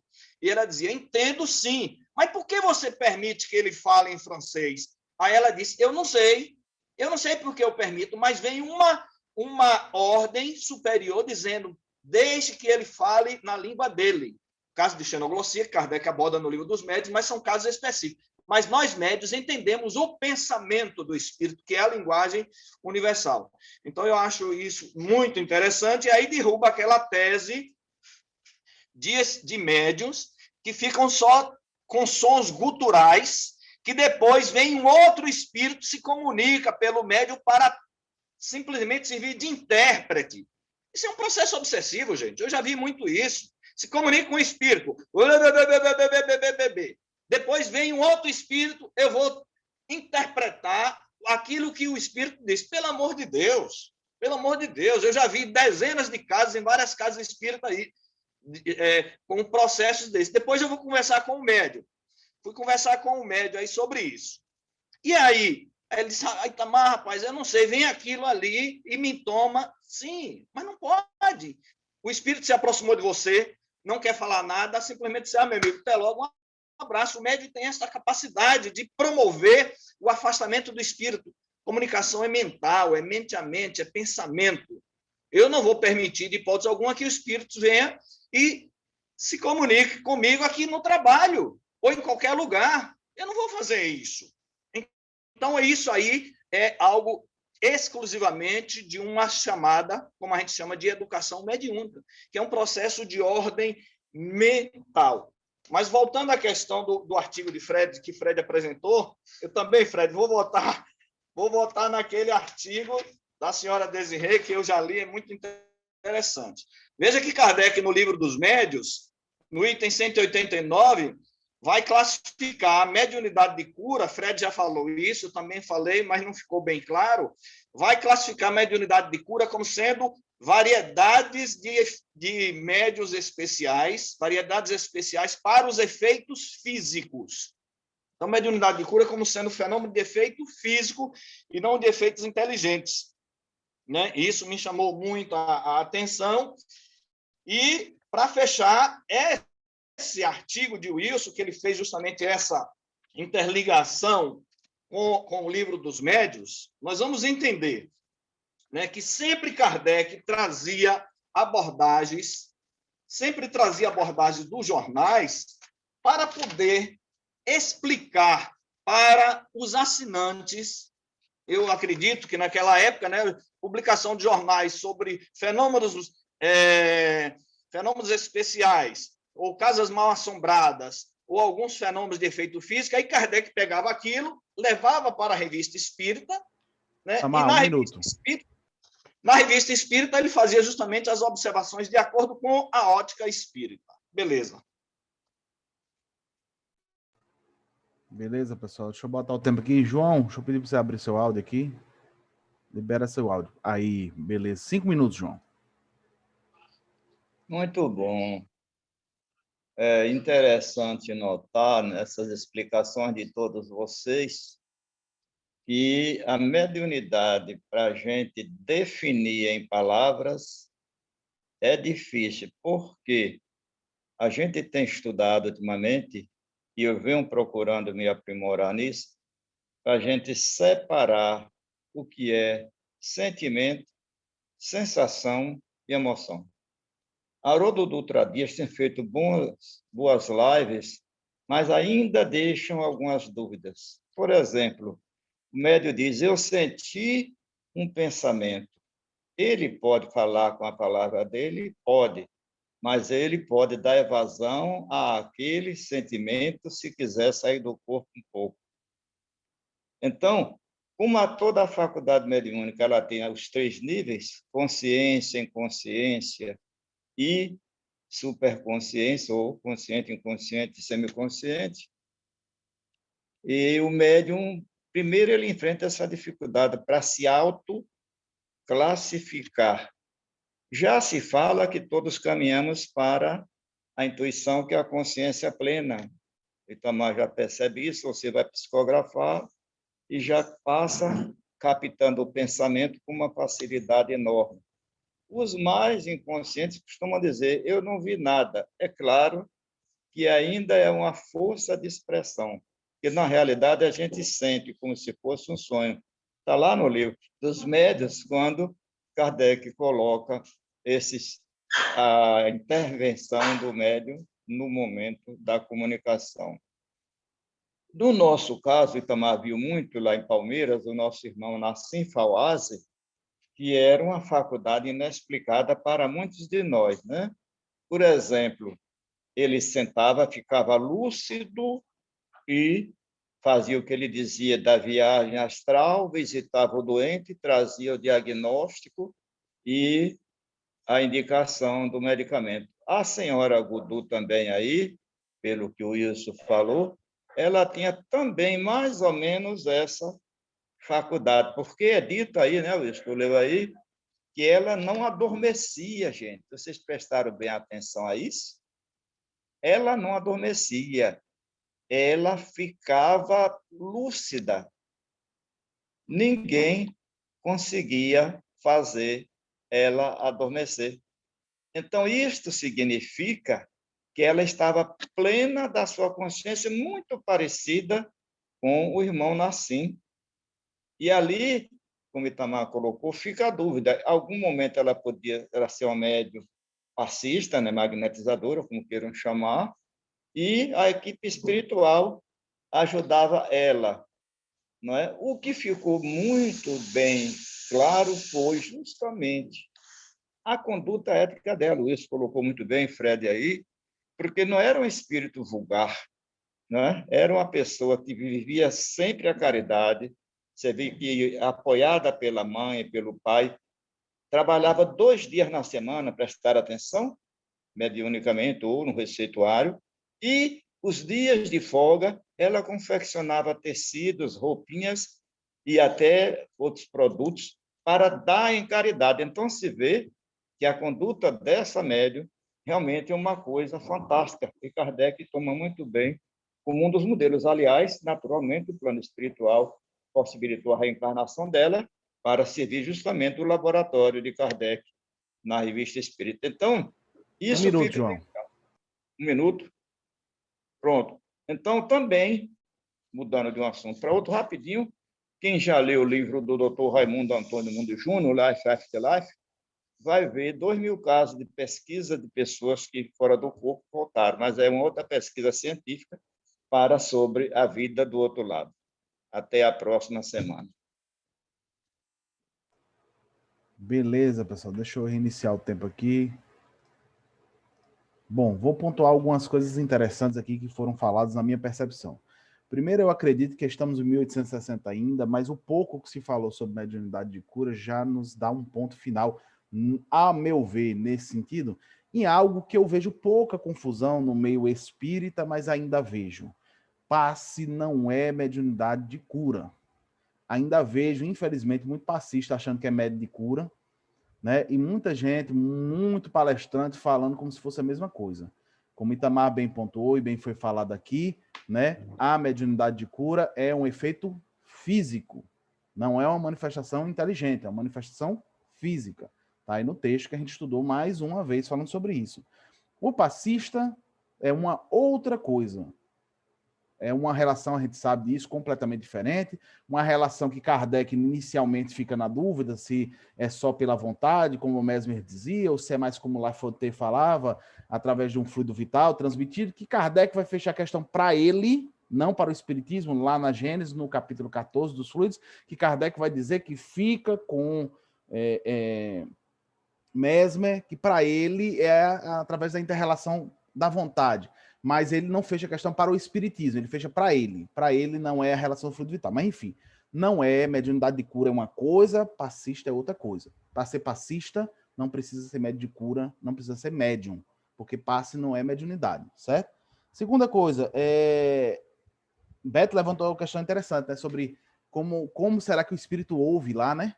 É bem interessante, apesar da gente saber hoje, né, pelas experiências e até pelo que está depois nas obras por vir, né? Mas é importante a gente entender essa construção de raciocínio, né? Como é que o espírito ouve de fato? Será que ele ouviu ou será que ele trouxe a sensação, né, a percepção que ele tinha em vida e quando ele estava lá, ele achava que estava ouvindo, mas na verdade não estava, né? E interessante que o artigo seguinte, que Beto também citou da mulher surda, é um contraponto para isso, né? Porque se ela, quando viva, quando ali acordada, ela está surda e não ouve, ela não tem a percepção. Então, quando ela está lá emancipada, como é que ela ouve, né? Então, são dois pontos interessantíssimos, e eu não tinha prestado atenção nisso, Beto. E aí, quando você trouxe essa questão, e depois você foi falar outra coisa da mulher surda, eu fiquei aqui, poxa, que interessante, né? São reflexões, né? A gente sabe a que ponto Kardec vai chegar lá depois sobre isso, tá inclusive no Livro dos Espíritos, né, e tudo. As experiências mediúnicas também mostram, mas é importante a gente entender, né, essas nuances da evolução do pensamento. Deixa eu ver aqui quanto tempo, ainda tem 2 minutos e meio. Fred, a gente citou a questão ou Fred não, gente, perdão. Foi falado aqui, acho que foi o Itamar que falou, se eu não me engano, sobre a questão da xenoglossia, né? Que a gente sabe que o fenômeno acontece quando você fala em línguas, né? E a questão, vamos dizer assim, como a gente está dizendo, né? Quando duas pessoas, você e o espírito, falam em línguas diferentes, vem um espírito intermediário para poder transmitir esse pensamento para que você saiba falar, né? E aí vem interessante, né? Será, hipótese, estamos em 1860, será que quando eu não tenho um conhecimento prévio, vamos supor que de alemão, em nenhuma encarnação eu aprendi a falar alemão, então meu espírito não sabe falar alemão, e vier um espírito falando de alemão próximo de mim, viria um espírito intermediário. Mas no caso da xenoglossia, que é direto, então será que o meu espírito já sabe de outra vida e já tem isso, não tem no meu corpo físico, nessa encarnação eu não aprendi, mas o meu espírito já sabe, então não precisa de um intermediário, esse espírito viria e utilizaria aquilo que está no meu próprio espírito? Interessante, né? Que é o que eu acredito, a Beto falou que concorda, é o que eu acredito que acontece, entendeu, gente? Mas não vou fechar a questão, é minha opinião, antes estamos em 1860, né? Exato, mas é o que eu acredito que aconteça no fenômeno, né? A gente ainda vê muita bola pela frente, mas é o que eu acredito que aconteça. Então, aquilo que você não sabe, tem um intermediário para fazer. Aquilo que você já sabe, ele usa as suas próprias faculdades, você já tem conhecimento, certo? Deixa eu ver se dá tempo para me falar uma última questão. Dá tempo, 50 segundos. Beto botou umas questões interessantes, eu vou botar uma questão interessante aqui para a gente pensar também, né? A gente já viu aqui em 3 artigos, em 2 eu tenho certeza, mas se eu não me engano, em 3 artigos, falando que o espírito não fica o tempo todo sobre a forma que nós o vemos, que o vidente o vê ou que as pessoas o veem. O espírito é espírito e quando ele precisa entrar em relação ou de forma mediúnica ou com diálogo com outro espírito, ele toma a forma perispiritual que é necessária. Concordam? A gente viu isso, até 60 aqui a gente já viu, pelo menos, com certeza, em 2 artigos a gente já viu isso, certo? E aí vem um ponto interessante, porque a gente vai falar das materializações, né? No mundo da gente e das materializações do mundo espiritual. Todas elas, vocês já perceberam que têm caráter provisório? Elas são materializações feitas que pouco tempo depois, querendo ou não, elas são desfeitas. A própria forma do espírito no mundo espiritual, não esqueçam disso, vocês vão lembrar, tá aí em alguns artigos que a gente fez, algumas respostas, falando quando ele precisa, ele toma a forma e se apresenta. Depois ele volta a ser espírito, no estágio normal. Ele não fica o tempo inteiro com aquela mesma forma perispiritual. O perispírito toma outras formas. Então veja que interessante. quando você vai, e aí eu vou para a questão, falar assim, eu vim num carro, eu, Anderson, consigo compreender que um espírito tenha materializado um carro ali, vamos dizer, né, mesmo sem material, para levá-lo, afinal de contas é assim que ele se sentia mais à vontade, vamos supor, certo? Mas não consigo crer ainda em que você faça uma cidade com ônibus, com não sei o quê, com tudo, e que aquilo é permanente. Porque quem é que fica mantendo essa materialização o tempo todo? Né? Essa materialização permanente que dura milhões de anos. Né? Então, enfim, são pontos interessantes, tá, gente? É mais um ponto para a gente manter o estudo. Gente, passei 20 segundos aqui do meu tempo. Fred tinha me pedido, gente. Peraí, então, rapidinho, que Fred tinha me pedido primeiro aqui, 30 segundos para ele falar. Eu vou dar o Fred primeiro, depois eu passo a palavra para vocês. Beleza, Itamar? Beleza. Vai, Fred. Eu pedi 30 segundos, mas me permitam um pouquinho mais, porque apesar de que a linguagem do pensamento universal não é tema do nosso estudo nesta semana, mas ela acabou entrando por conta dos temas que estamos estudando na Revista Espírita. E é um tema que certamente a gente, nesta encarnação, não vai bater o martelo. Eu, pelo menos, não vou bater o martelo sobre isso, até porque no livro dos médiuns, lá no capítulo 19, no item 223 e 224, se a gente levar em consideração exclusivamente o pensamento de Kardec, aí sim você pode até bater o martelo e dizer, é isso e acabou. Mas eu, pessoalmente, não ajo assim, não penso assim, não estudo assim, né? Eu acho que Kardec e os espíritos falaram exclusivamente no contato da linguagem entre espíritos encarnados e espíritos desencarnados. Tanto é que lá no item 223, ele vai falar da necessidade do espírito tradutor no intercâmbio mediúnico, né? Não, o espírito errante, quando se dirige ao espírito encarnado do médium, não lhe fala francês nem inglês, porém a língua universal, que é a do pensamento. Para exprimir suas ideias numa língua articulada, transmissível, toma as palavras ao vocabulário do médium. Isso aí está correto nesse aspecto. Agora, se exclusivamente ficarmos só nisso, é só na relação encarnados com desencarnados. Mas a questão da língua universal, ela ultrapassa isso. Preciso que você conclua, Fred, por causa do tempo. E a linguagem universal do espírito, ele passa além disso. E na linguagem de comunicação de desencarnado para desencarnados, que não tem médium, vamos dizer assim, como é que faz para se compreenderem? Né? Então a gente vai encontrar lá, só para concluir, Anderson, eu sei que você não gosta muito de André Luiz, mas André Luiz no livro Mensageiros, ele vai dizer lá no capítulo 18, quando houve o evento da Segunda Guerra Mundial, né? Fred, rapidinho, Fred. Eu vou pedir para você concluir isso, então depois rápido, que a gente disser. Não, criatura. Mas veja só, é porque como a gente está saindo muito tema, durante o tempo de fala de cada um tem direito, inclusive, de sair um pouco do tema, pronto. Certo? Então mas aqui já encerrou o tempo do estudo, entendeu? Aí então deixa o mensageiro para lá, vou encerrar. Vocês já entenderam o meu ponto de vista. Mas quando a gente encerrar aqui, aí você pode falar de boa, certo? É porque senão a gente passa muito tempo do horário. Tamar, quer falar alguma coisa? Não, eu queria só dizer o seguinte, que nos outros grupos teve um problema, isso serve para todos nós, não vamos tomar a resposta dos espíritos, no caso da Revista Espírita, quando é interrogado, como sendo uma verdade. Kardec está pesquisando isso e na nota Kardec vai fazer observações. Então, para a gente não dizer, um dia desse, um dos meninos pegou uma resposta dessa e levou. Porque o espírito, na Revista Espírita disse isso. Gente, calma. Veja que Kardec está fazendo perguntas e não vamos tomar isso como sendo verdade.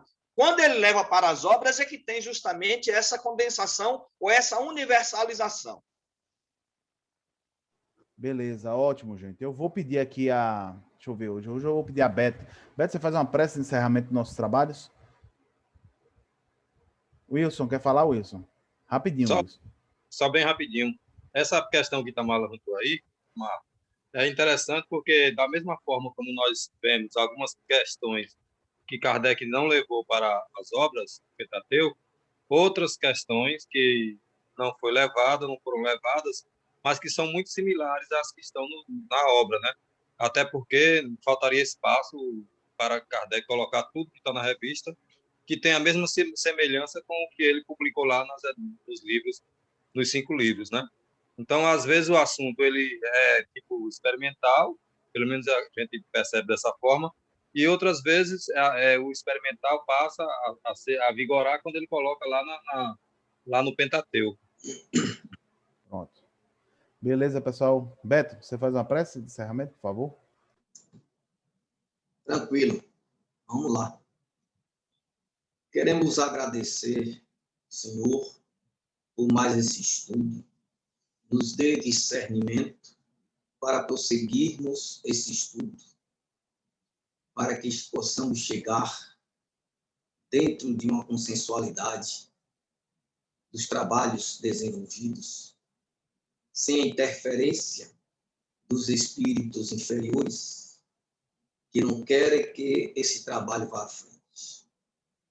E nós não possamos ser mensageiros desses espíritos e trabalharmos para que esse estudo permaneça em harmonia como está, para que possamos chegar a conhecer o pensamento de Kardec e tudo aquilo que ele trouxe para a doutrina espírita. Do mais, que Deus nos ilumine e dê muita paz. Que assim seja, gente. Então, bom, concluído, o pessoal que está assistindo, eu vou passar a palavra a Fred agora. Quem puder ficar, gente, e quiser ficar, certo? Fred, conclui aí que você estava falando dos missionários, velho. Para a gente concluir o raciocínio. Certo? Que aí o pessoal que precisava sair, sai por causa do horário do estudo. Aí para falar. Coisa de 10 segundos. Não, é que naquele livro, eles perguntam a um... Eu não me lembro quem era o espírito lá que foi perguntado, como é que eles fariam para se comunicar com esses espíritos desencarnados na Segunda Guerra Mundial que estavam chegando, supostamente, naquela cidade espiritual, né? Como é que eles fariam para se comunicar, né, com eles? Como é que isso aconteceria? E aí a linguagem é de desencarnado para desencarnado, sem interferência de médium nenhum, né? E aí o espírito mentor lá responde que, nesse caso, se utilizaria de intérpretes, ou seja, espíritos enfermeiros, espíritos ligados à saúde, de recepção daqueles espíritos encarnados, interpretariam ou traduziriam a linguagem, a expressão do vocabulário daqueles espíritos que estavam chegando para aqueles outros que não compreendiam. Então, isso sendo verdade, vamos supor que seja, né? Eu não vejo o porquê que não seja, né? Eu acho que é muito factível e disso poderá ter. Não estou falando da cidade, mas estou falando da linguagem de espíritos desencarnados com desencarnados que não têm ainda a noção de como transmitir o seu pensamento ou seu vocabulário de uma forma mais adequada pela evolução própria deles mesmos. Vamos dizer que isso tenha acontecido, né? Eu acho muito natural, na minha opinião, de que se utilize de outro espírito que entende a linguagem para traduzir aquele pensamento a outro, porque não basta pensar, Itamar.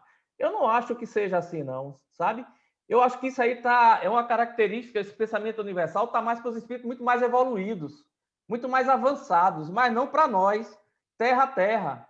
Nós somos seres imperfeitos, espíritos imperfeitos, ainda materializados nos nossos desejos, nas nossas necessidades, nos nossos ambições. Quais são os espíritos que chegam nas reuniões de desencarnados, nas reuniões mediúnicas?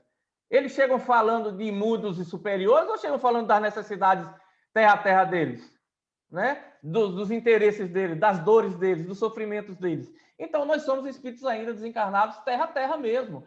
Então, nós temos as dificuldades de fazer tudo, inclusive até muitas vezes até de caminhar, através de conseguir, porque se fosse assim, todos os espíritos que desencarnam voltariam. Todos os espíritos desencarnados sairiam no espaço. E a gente vê pelas comunicações mediúnicas, isso não acontece. As pessoas têm dificuldades muito sérias, muitas vezes, de superarem os seus desafios materiais no processo de desencarnação.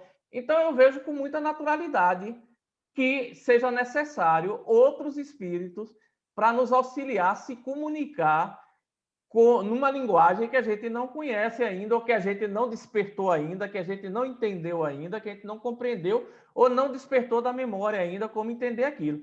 Agora, achar, na minha opinião, é uma opinião de Fred, achar que eu, desencarnado, vou conseguir falar com o espírito russo, húngrio, da Hungria, ou seja, finlandês, assim, apenas pelo pensamento, eu pessoalmente não acredito e não vejo isso dentro do Livro dos Médiuns que essa possibilidade exista.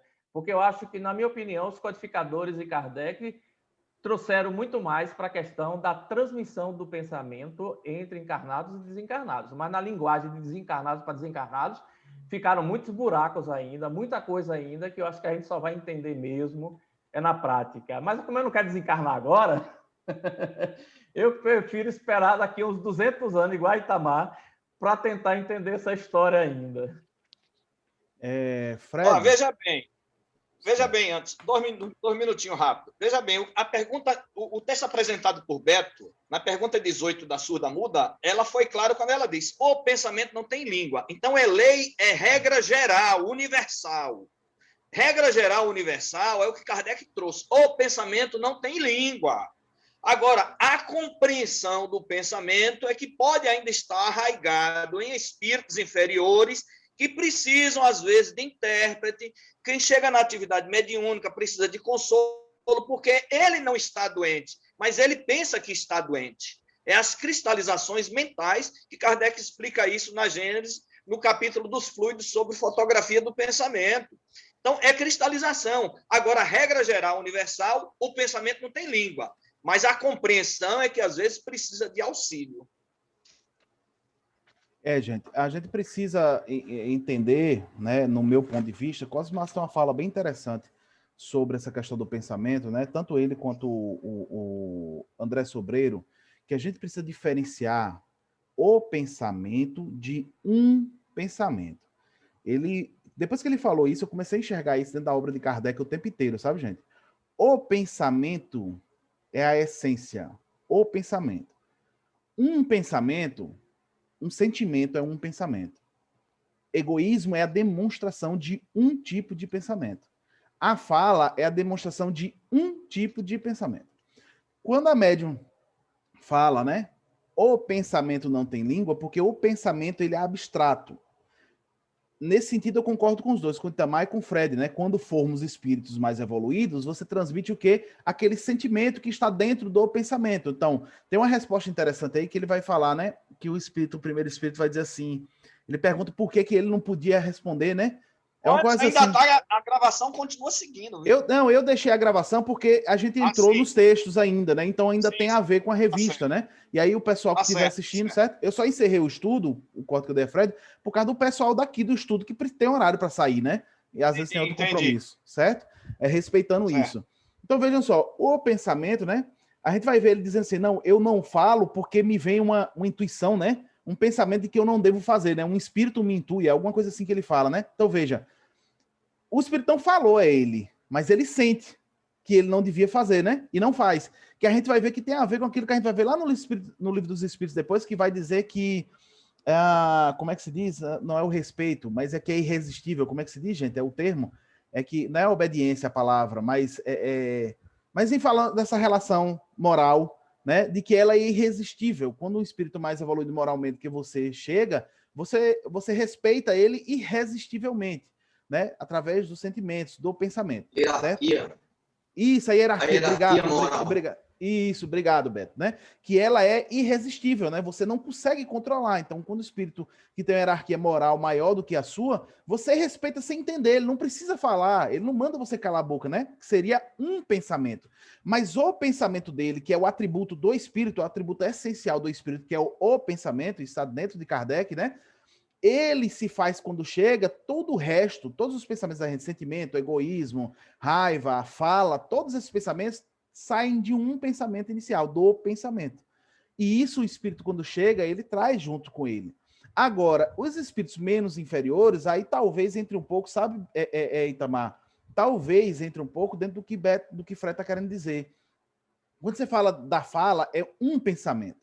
Então, o espírito que acabou de desencarnar aqui, muito limitado, né? Limitado aos conhecimentos, tipo assim, Fred falou assim, eu sou brasileiro, eu vou desencarnar se você falar português. Não, talvez você saiba falar 3 línguas, 4, porque teve as outras encarnações, né? Mas vamos supor que você não sabe falar alemão, voltando para o alemão, nunca aprendeu em nenhuma encarnação e nem nessa, né? Isso é um tipo de pensamento, a fala, né? E um outro espírito alemão vem conversar comigo. É preciso um intermediário. Agora, a gente não pode esquecer de uma coisa, é que tudo no mundo espiritual vem através do pensamento. Então, você está dizendo que está vendo um espírito de frente para o outro falando assim, né? Isso você não vai encontrar em lugar nenhum da codificação. Eles se comunicam através do pensamento, mas esse pensamento específico, esse tipo de pensamento, que é a linguagem, ele pode ser necessário para espíritos pouco evoluídos ainda. E aí um intermediário faria um intercâmbio desse pensamento.